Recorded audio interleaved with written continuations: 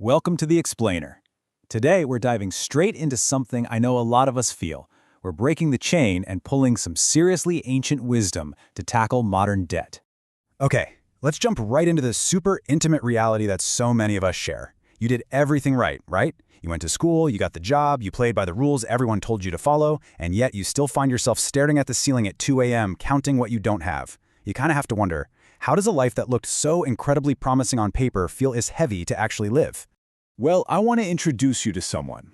Let's call him Elias. Now, he isn't in the ancient texts by that exact name, but his story, it's scattered all across the pages of the Bible. He is the universal borrower. He borrowed to build something, then he borrowed to survive something, and eventually, he just borrowed to keep up appearances. And the crazy thing is, this isn't just some ancient phenomenon. Elias is your coworker. He's your brother. Honestly, Elias might actually be you. He just wanted a good life, a little security, and the dignity to look his family in the eye and say, hey, we're going to be okay. But instead, he hit a massive wall. You know, everyone talks about debt like it's this sterile economics professor math problem. They tell you, hey, if you just use the right spreadsheet or find the perfect algorithm, you'll be completely free. But the internal problem, man, that is the one that actually eats you alive. It's the silent shame you carry into every single room. It's the way you casually decline dinner invitations with a fake excuse, simply because the truth is just too humiliating. It's smiling at work while your chest literally feels like a locked room of panic. And here's the thing. Ancient wisdom completely gets this internal reality. It doesn't sugarcoat debt as a mild inconvenience or a temporary little stressor.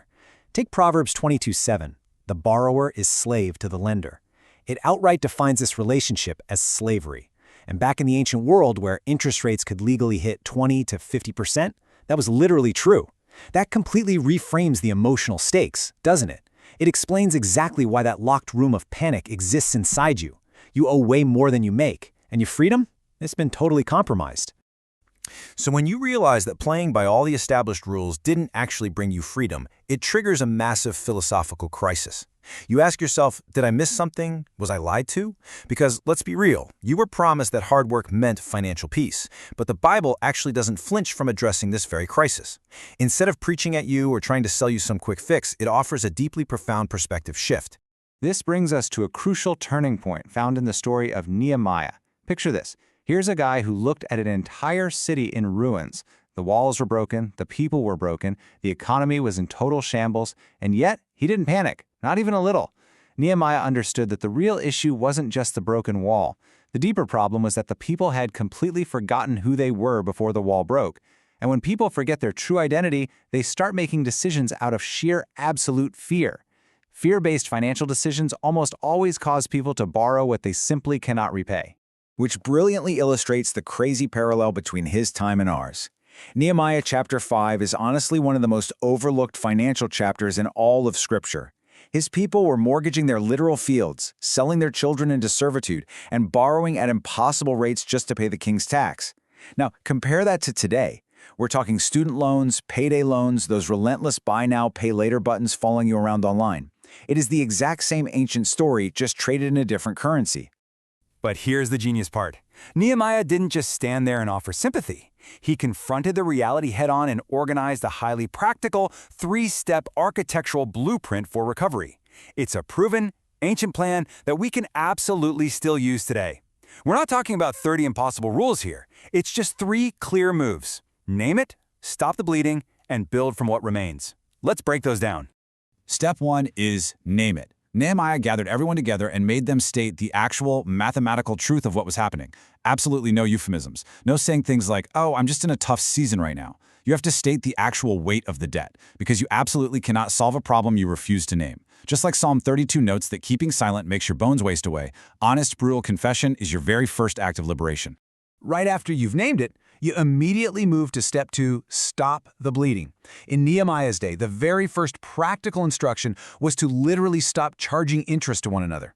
Look, before you can dig your way out of a hole, you must completely stop the mechanism making the hole deeper. For you, right now, this means committing to absolutely zero new borrowing. Not even the small, it's just a coffee kind of borrowing. You have to cut off the source of the water before you can even attempt to drain the pool. And then we arrive at step 3, build from what remains.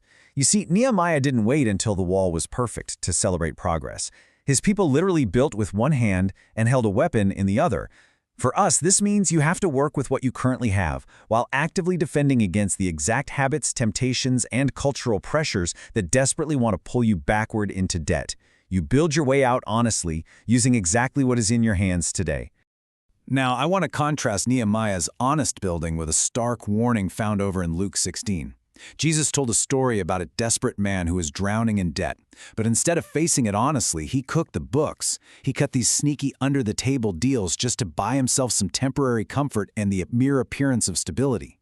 And yeah, it worked for a fleeting moment, but the ancient warning here is crystal clear. The debt you borrow to avoid pain always, and I mean inevitably, becomes a source of much deeper suffering.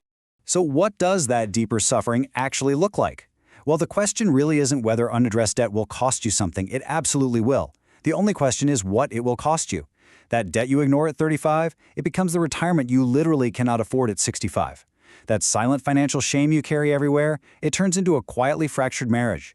That borrowing you thought would buy you freedom becomes an unbreakable ceiling hovering over your entire life. But listen, there is a way out, and it requires shared resolve. Nehemiah 5:12 is one of the most quietly powerful verses in the entire Bible. After all the hard conversations, the community responded by saying, "We will give it back. We will not require anything from them. We will do as you say." This was the exact moment of community accountability and commitment that allowed those broken walls to finally be rebuilt. It wasn't some fancy algorithm saving them, it was radical honesty and mutual agreement. Because when you stop pretending and you stop borrowing against a future you haven't even earned yet, you actually begin to achieve the real goal. The Bible points toward a deeply beautiful definition of success. True freedom? It doesn't look like a yacht or massive worldly wealth. It looks like the quiet dignity of just sleeping through the night. It looks like sitting down at your dinner table without a heavy pit of dread in your stomach. It's making your choices from a place of possibility, instead of a locked room of panic. So we are absolutely not going to end this explainer with some vague, feel-good inspiration. Here is your actual action step for tonight. Not tomorrow, tonight. Grab a pen and open a notebook. Write down what you actually owe. Then, write down what you actually earn. And finally, choose just one single expense you can completely stop spending on this week. That's it. That was Nehemiah's first move. And now it's yours. If this explainer resonated with you, if it hit something real, please share it with someone who needs it. We don't rebuild these walls alone, you know? And be sure to join us next week for our next explainer. We're going to unpack ancient wisdom for the modern epidemic of loneliness, the kind hiding right behind everyone's perfectly curated social media highlight reel, and explore a shepherd king's 3,000-year-old letter that feels like it was written directly to us today. Ultimately, the architecture for your financial recovery is ancient, it is completely proven, and it is entirely ready for you to use. The crushing weight of debt does not have to be your permanent reality. And that leaves you with just one provocative question to answer before your head hits the pillow tonight. Will you take the courage to finally write down your real numbers?